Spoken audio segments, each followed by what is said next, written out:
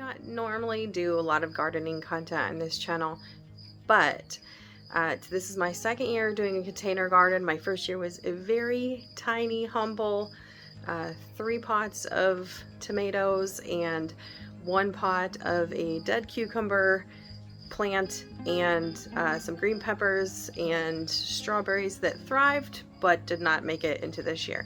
So that was my first year.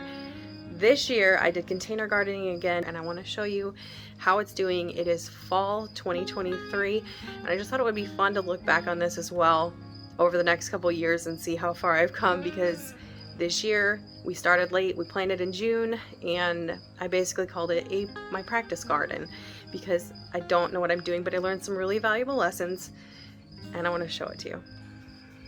So we have many plants here that were just here when we moved here 7 years ago. But this, in June, we planted some dahlia tubers. They probably should have been planted a long time before June, but these are from Walmart. We were hoping for some different colors than we got, but we got some pretty pinks and some red, and we are going to harvest the seeds and plant some from seeds next year. I'm probably not gonna dig up the tubers, but it was really fun planting our first year of dahlias.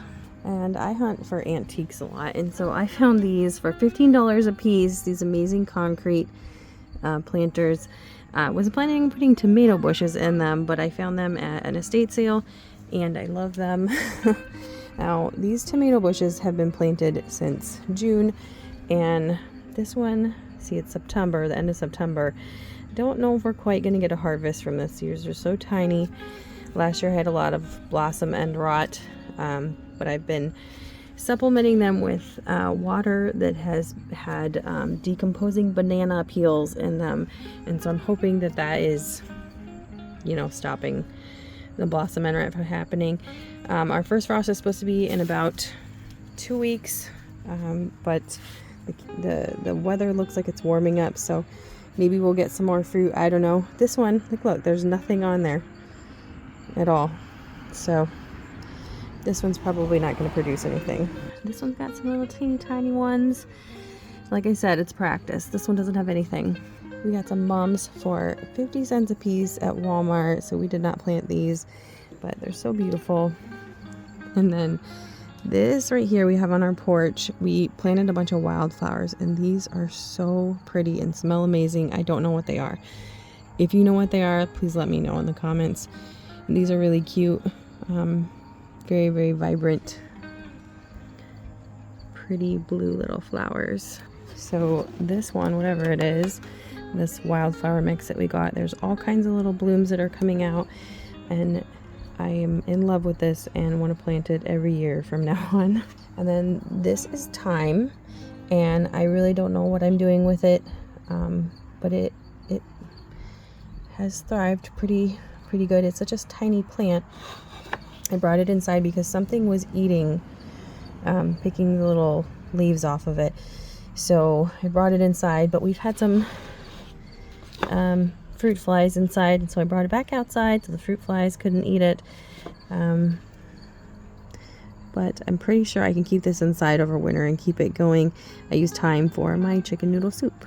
Now this is we used to have a very tall cilantro plant in here, but we used it and it did not produce any more cilantro.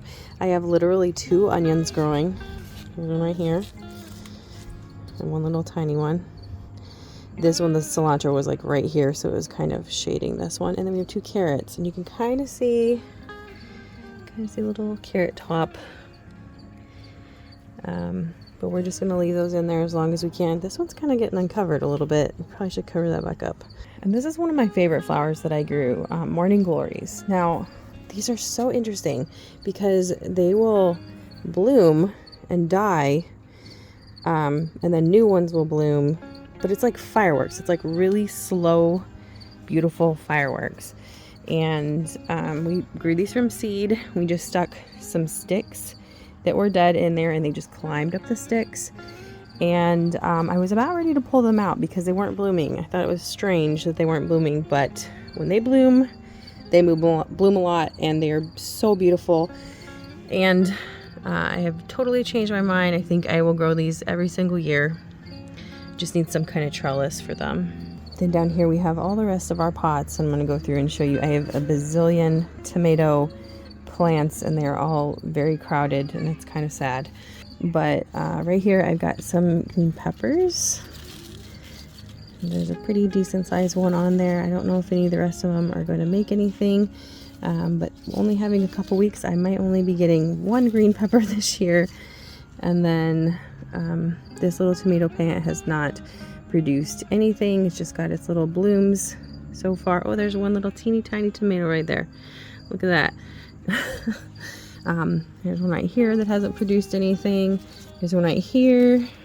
It's got a lot of blooms. Oops, just broke one off. Oh. Yeah, this one's got a lot of places for tomatoes, but it doesn't have any tomatoes.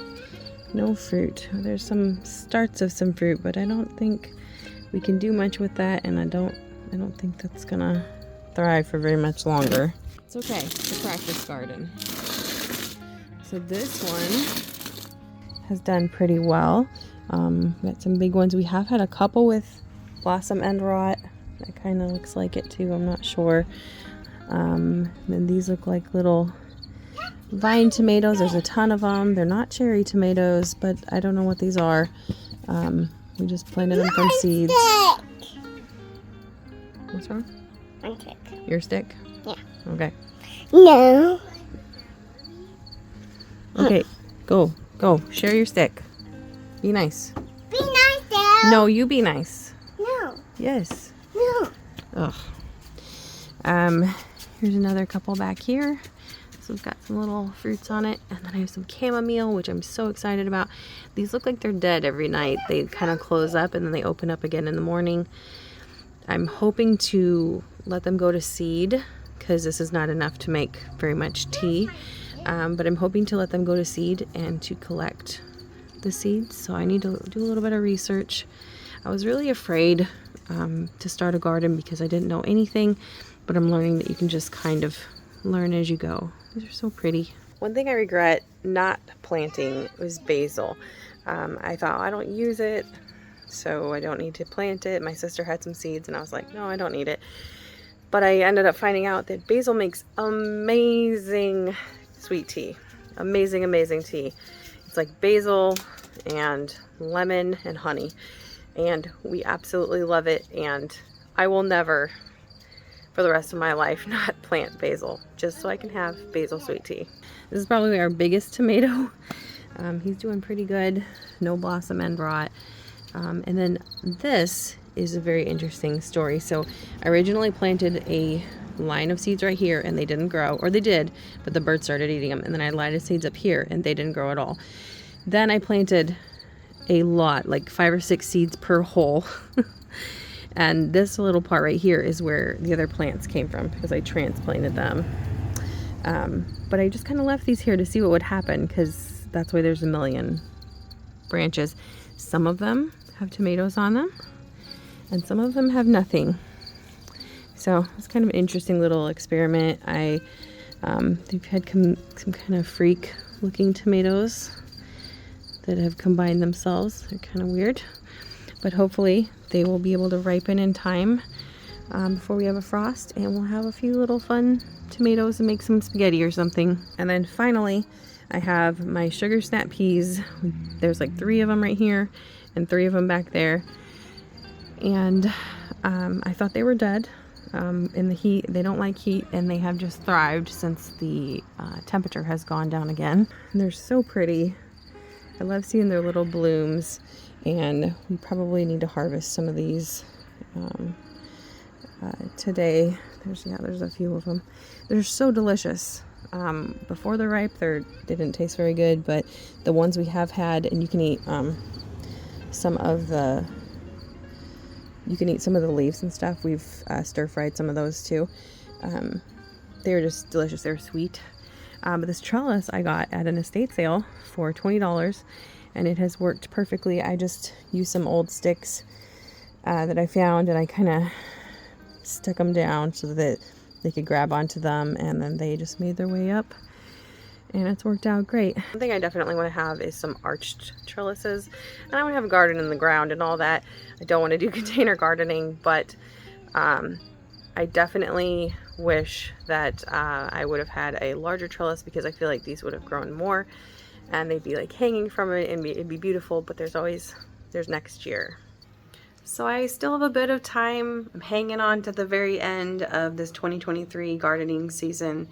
We'll see if we actually get some fruit out of these things, but I'm so glad that I had this container garden and I didn't give up and just not plant anything. So if you're thinking about doing a container garden, definitely do it. Definitely try. Keep trying.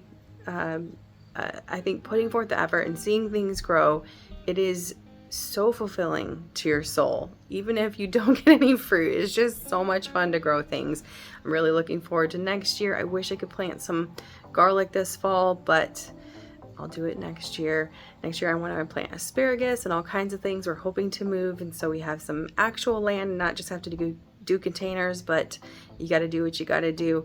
I'll have to do containers again next year if I need to, and if I need to, I will. I'm just gonna get more. So anyway, I hope you enjoyed this video, and I will see you soon.